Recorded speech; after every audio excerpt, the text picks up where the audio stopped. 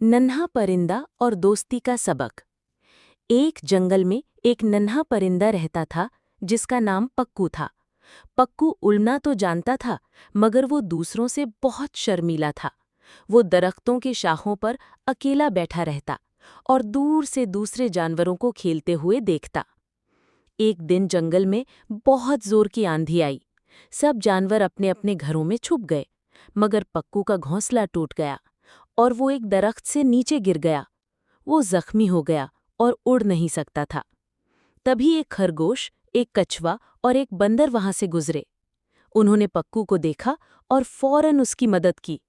खरगोश ने नर्म घास जमा की, बंदर ने पक्कू को दरख्त से नीचे लाने में मदद की और कछुए ने उसे अपने खोल पर बिठाकर एक महफूज जगह पहुंचाया। कुछ दिन बाद पक्कू की तबीयत ठीक हो गई और उसने पहली बार सब दोस्तों के साथ मिलकर खेला। उस दिन के बाद पक्कू ने समझ लिया कि अकेले रहने से बेहतर है कि हम दोस्त बनाएं और दूसरों की मदद करें।